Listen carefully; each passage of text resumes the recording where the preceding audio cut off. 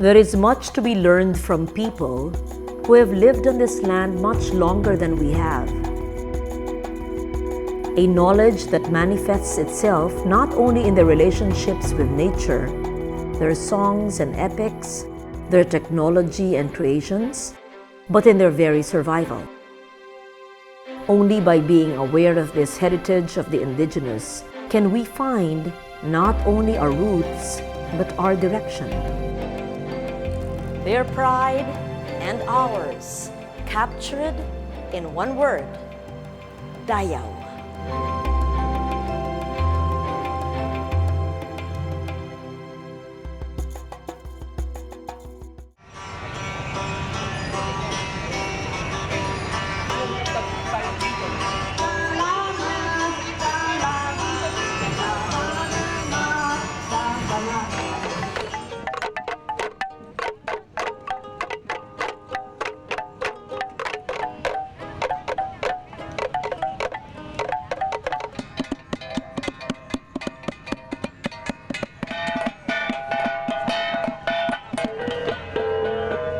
A festival that celebrated life,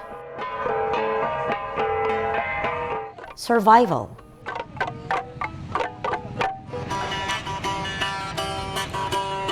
and the continuity of tradition.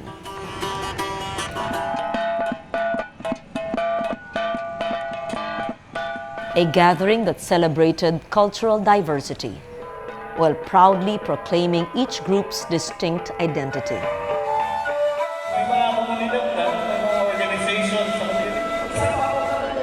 A forum that aired common aspirations, as well as the struggles and adversities of people still coming to terms with marginalization, poverty, militarization, and the right to their ancestral domain. This was the Dayaw Festival of 2015, celebrated last October in Pampanga.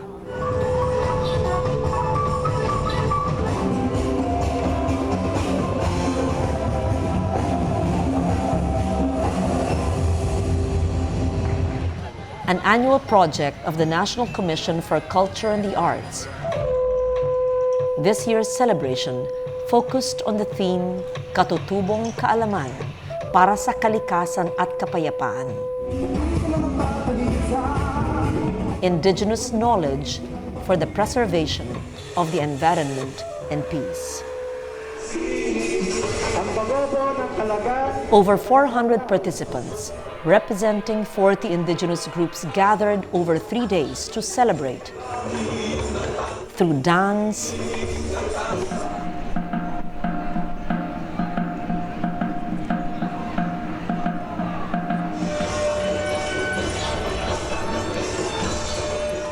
music,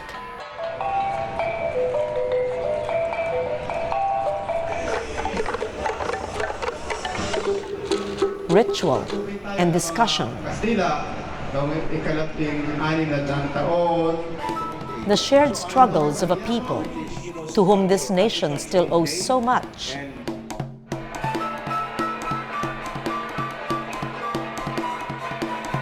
And beneath the display of traditional skills, art forms, and expressions was a searing question. As the rest of the nation marches towards inevitable globalization, how do we, the indigenous peoples of the Philippines, survive with our souls, our spirits, and the ancestral lands that have shaped our unique character intact? The dancing that marked the opening parade was both joyful and defiant.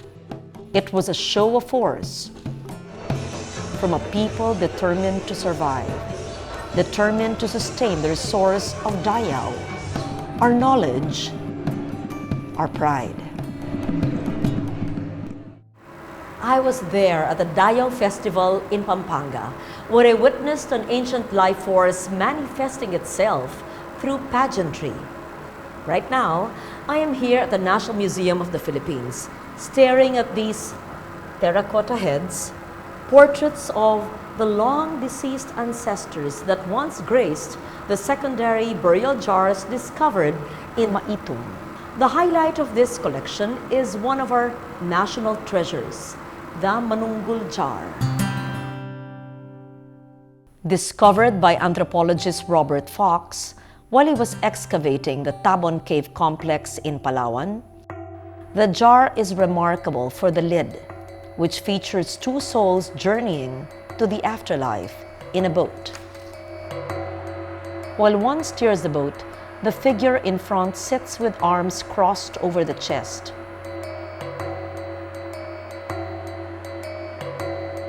A poignant image of a soul's journey and transition from living individual to revered ancestor. The same honor, the same remembrance, the same affection and reverence is shown in the portraits from Maitum. Dated to almost 2,000 years, these heads once formed the lids of secondary burial jars. Our ancestors practiced grave exhumation and stored the bones of their loved ones in jars such as these. It has been suggested that the heads are portraits or likenesses of the deceased, as the early potters remember them. Today, they sit in the National Museum collection. Mute, elegant, idealized visions of the honored ancestors. Images of life and continuity, juxtaposed against images of the revered ancestors. For the last episode of this season of Dayaw, we focus on the tradition of revering and honoring our ancestors. What more effective way is there to honor the ways of our forefathers than by carrying their traditions bravely into the future?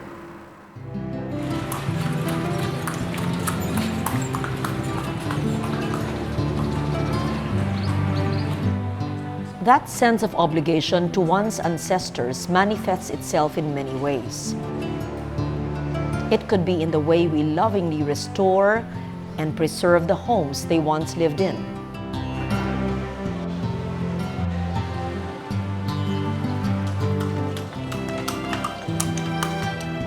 Or in the case of the UNESCO World Heritage City, Vigan, an entire community can come together to show strong political will, a commitment towards preservation. Huge houses. Eduardo Quirino, a descendant of the very old Siquia family of Vigan, says that he is the only one of his generation who has chosen to live and perhaps even die in the house his ancestors built. It was actually a small house in 1751, and over the years it became bigger and bigger until what you see today. And all the furnitures and ornaments are original pieces. That's what makes this house one of the most interesting colonial houses in the Philippines. Most of my relatives are either abroad, like most Filipinos. They have professions and they earn abroad. Some are in Manila, but I'm the only one that decided to come back here. There are strict rules and guidelines. Before we want anything, we always talk to the mayor. If it's within the guidelines of the Heritage Council, and then there's funding from our congressmen, who then send the funds over to National Historical Commission or National Commission of Culture and Arts. Guiding the vegan conservation efforts, especially those of private homeowners, is a dynamic Mayor Eva Singson Medina, whose all-inclusive policy has slowly become accepted as Vigan's blueprint for conservation. So we were thinking, Vigan doesn't have the beautiful beaches of Boracay, the beautiful mountain ranges of the Cordilleras. But we do have a very rich culture and history. That's what we use as our capital for development. We used our conservation efforts as our tool for development. And we started off with first bringing in the pride of the people on their place. Vigan was like a warlord country. To barangays, neighboring town were burned to the ground. There was not much economic activity because everyone was scared to put up their business here. So it took a while before we could convince the homeowners to come back. We showed that we knew how to take care of our place. We had to legislate so that we can assure the continuity of whatever efforts we've been doing.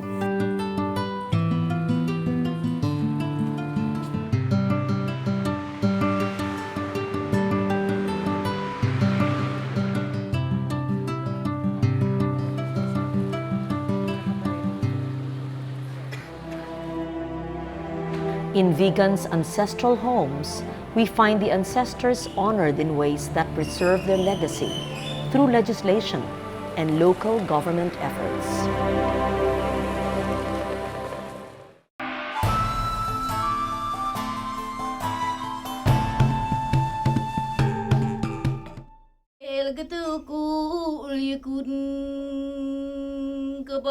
Ang nido sa bu galung kun gun guhadung kedeen lami tambulwan labung kulun tahagonon. This year, the Tibolis of Lake Cebu, as well as a community of Filipino cultural workers, mourned the passing of Lang Dulay, a gawad sa manilikha ng Bayan Awardee or Gamaba. She was 91. Bestowed with the award in 1998, honoring her skill at weaving abaca fiber into the traditional Tiboli cloth, tinalak. Lang Dulay produced pieces that remained faithful to the traditions and design repertoire of the Tiboli. In a very real way, Lang Dulay was honoring her own ancestors by continuing to weave the traditional designs. So much has been said about adapting traditional motifs for the commercial market by changing colors, proportions, meanings. While these changes assure the survival and popularization of art forms, it can also lead to the loss of deeper, more complex designs which, in turn, preserve traditional knowledge and belief systems. More than just honoring the ancestors, Lang Dulay also honored the innate skill of present-day Tiboli women, to whom she taught the principles of her craft. By encouraging and nurturing the innate skills of young Tiboli women, she honored the vast stores of knowledge that were their legacy.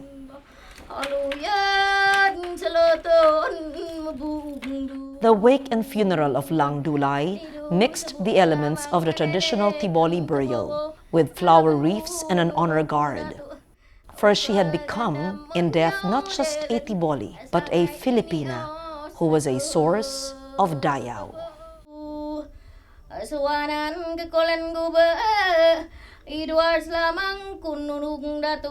Api yang apat kolan gubak kena hai gubak sud alat tehnunuk datu menudal luai sangai ni kemoan ni gi kemulut.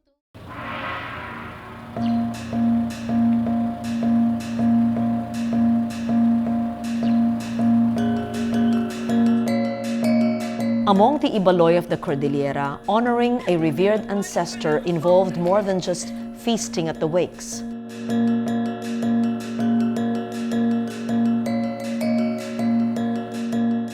The process of mummification ensured that the body of the ancestor would be preserved, not to be seen by others, but to be hidden away in the company of the mummies of other worthy ancestors.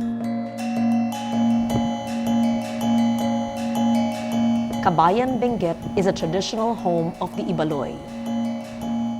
85 kilometers from Baguio City, Kabayan is known as a cradle of Ibaloy culture and the site of many burial caves where mummies once slept in peace. It is said that the end of the practice came with the American pacification of the Cordilleras early in the 20th century. Health reasons and the spread of contagious diseases were the reasons given for forbidding such practice. Since the discovery of several burial caves in Cabayan and other nearby towns in the 1960s, much has been written about the practice. The mummies have become less than revered ancestors, but also objects of curiosity. Carelessly handled by tourists, coveted by collectors for the elaborate tattooing, subjects of theft and vandalism. The process of mummification is in itself a manifestation of indigenous knowledge. Old Ibaloy informants recorded that just before or after breathing his last, the individual was made to ingest quantities of salt water. After death, the corpse would be seated on a high chair while being drained of the body fluids. A fire was also placed near the corpse to hasten the drying process. The other elders would then rub the corpse with the juices of guava and other native plants, which acted both as antiseptic and preservative. The body was then bound in a fetal position before putting it into the log coffins and deposited in the burial graves. For tourism purposes talaga magandang bisitahin. Pero for cultural point of view, we are actually caught in a dilemma. Wala na nga the process of mummification. It's not practiced anymore. So once they're gone, once they're lost, wala na tayong maipapakita. But we really cannot say to our visitors na hindi na sila pwedeng pumunta dito. It's all over the world. We're just hoping we'll find some ways and means siguro to further preserve for the generations to be able to explore it also. Today, the tourists who come to Ibaloy to see the last remaining mummies in situ follow strict protocols under the supervision of well-meaning Ibaloy guides. Perhaps, in guarding what is left of these mummies, the present-day Ibaloy are paying their respects to the ancestors in ways they never would have imagined centuries ago.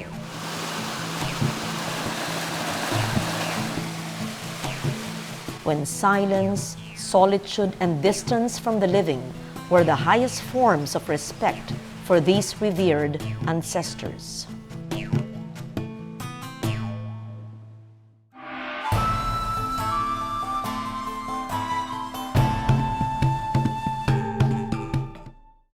So far, Dayaw has brought you facets and vignettes on the vast spectrum of the knowledge systems our indigenous people possess. We've heard chants and epics, seen incredible feats of engineering, technology, craftsmanship, of artistry, all these things that we associate with the colorful, the exotic, the other. But that exotic other, our indigenous people, must live in the same world, in the same country that we do, and with much less than the rights that we have taken for granted. Education, livelihood, integration, infrastructure, the right to property and community. These are what they're still fighting for. These are still the main concerns of the people who have been living on this land much longer than we have.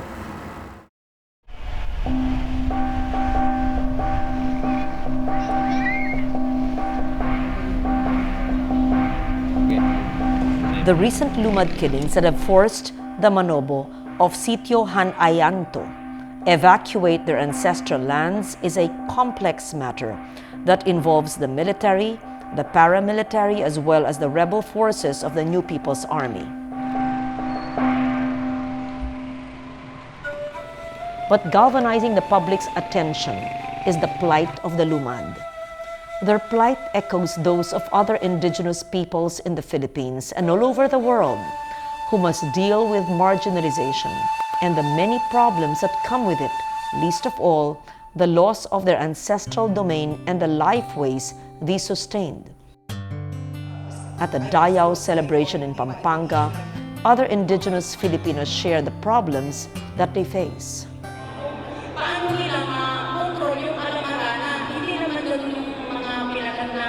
As far as this issue is concerned, marami ang problema sa area namin, pero isa dito, yung pagbabago ng sistema ng pagsasaka. Mula nung yung mga natutunan namin na natural, at yung paggamit ng likas yaman para makapagtanim ng aming mga kakainin. Gusto natin linawin ito para pagani. Una, the number one big issue sa amin yung processing of ancestral domain, na kung saan medyo masasabi natin na masalimuot dahil nga doon sa conflicting roles or conflicting of policy sa gobyerno. Ang ginawa lang namin na at patuloy yung dialogue, patuloy lang ang paglalabi, tapos pinapaintindi namin sa kanila na ito'y buhay ng katutubong Arumanan, ang kanyang ancestral domain.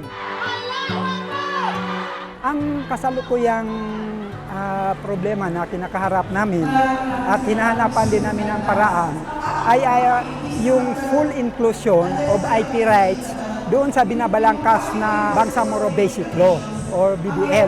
Sa karanasan namin sa Autonomous Region in Muslim Mindanao, hindi na ipapatupad ang Indigenous Peoples' Rights Act. Na sana sa pamamagitan nitong Basic Law, marisolba na ang lahat ng problemang ito. Yung karanasan namin mga problema ng mga katutubong kabataan ay una, marami sa kanila hindi nakapag-aral.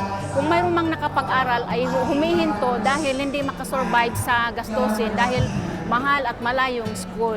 Yung mga principal, supervisor hindi maintindihan yung Indigenous Peoples Education Learning System kasi sinasabi nila na hindi daw yun nakaangkla ng Quito 12. Yung mga bata ay magiging estudyante.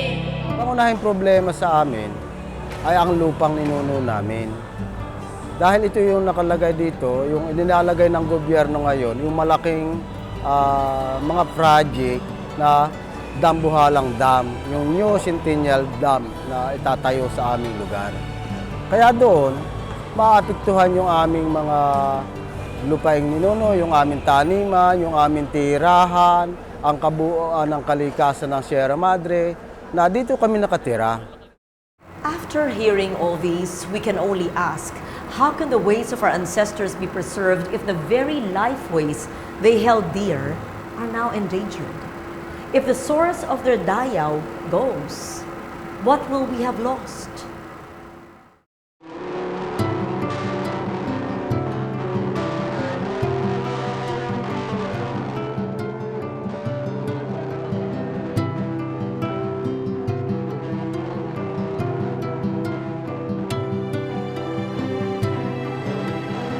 Well, in spite of these problems, I think the indigenous peoples will only get stronger because Filipinos are now realizing their plight and they get help from all the sectors. Even the students are alarmed at what is happening to them.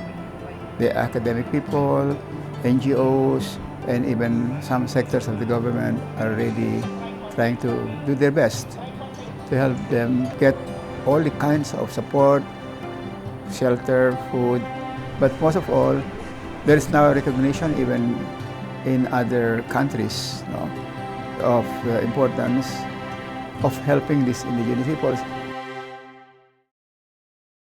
More than just a deeper appreciation of their cultural achievements, I hope that this episode of Dayaw has given you a deeper understanding of the one quality that has enabled our indigenous people to survive. Through the long history of colonization, of marginalization, of being second-class citizens in their own country, through the loss of their ancestral lands and so many other life-threatening problems, the indigenous people of the Philippines have shown their resilience. The process of empowerment may be slow, even painful, but they are claiming it. And they ask nothing more from us than our awareness to break through the walls of indifference so that our voices will add to theirs.